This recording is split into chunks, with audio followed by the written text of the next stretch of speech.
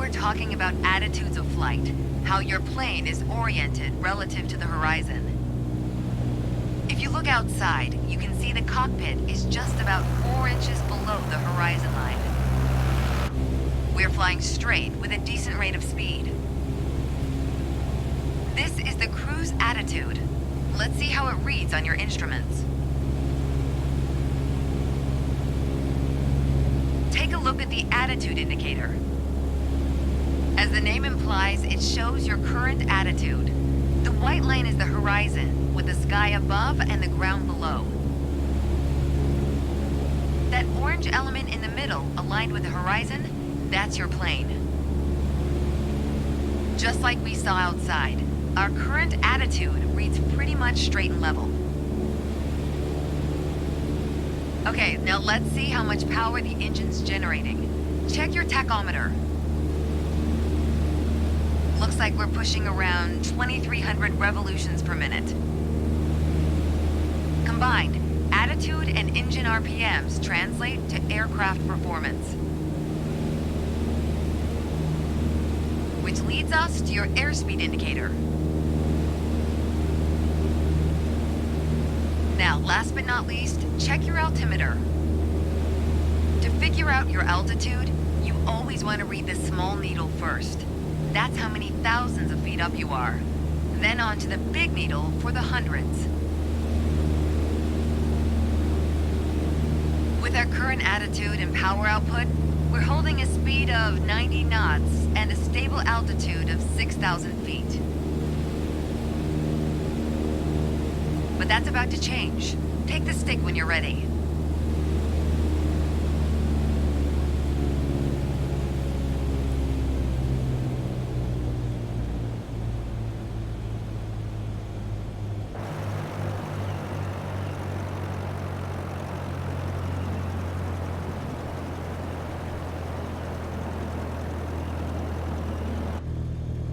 Pull back slightly on the yoke to raise the nose just above the horizon line.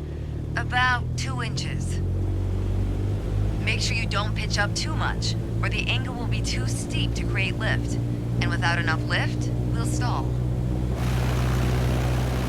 Alright, go full throttle and start climbing.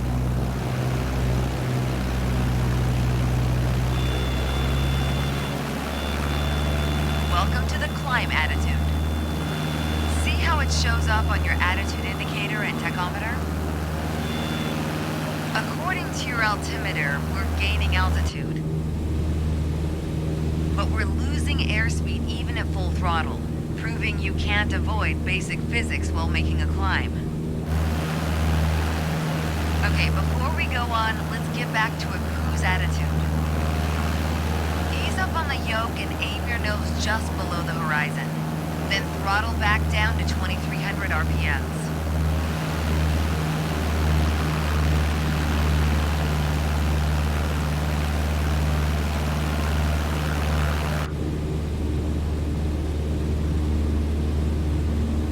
Nice job. We're now set up with the same attitude and power we had at the top of our lesson. Next up is the descent attitude. Start by reducing your RPMs to 1,800. Then drop the plane's nose a bit further below the horizon.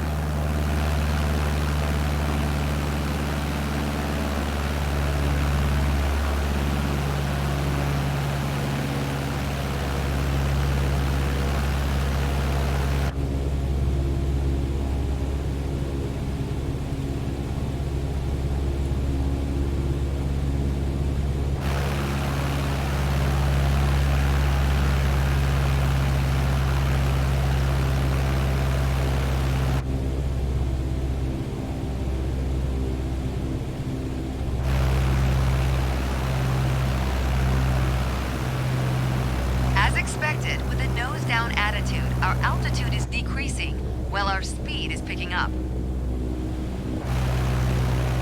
Why don't you get us back to a cruise attitude, and we'll hit the last part of our lesson.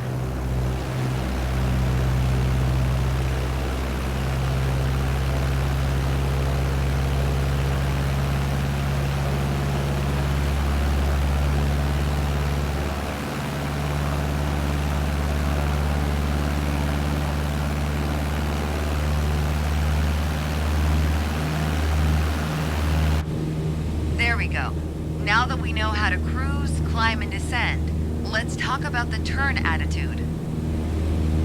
Gently pull the yoke left or right to start rolling the plane. If you take a look outside, you can see how our attitude's changed, but you can also check your instruments for the details. As a general rule, you always want to keep your turns under 30 degrees. At the top of your attitude indicator, there's a series of notches representing 10 degrees each. Use them to control your roll. Notice the more you turn, the more you need to pull back on the yoke to maintain altitude. When you're rolling out, you'll need to do the opposite. Roll and push at the same time. The more you know about the main attitudes of flight, the closer you get to that pilot state of mind.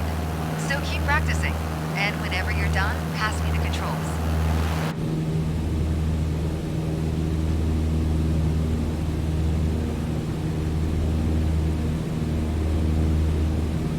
Thanks, I've got control now. Well done.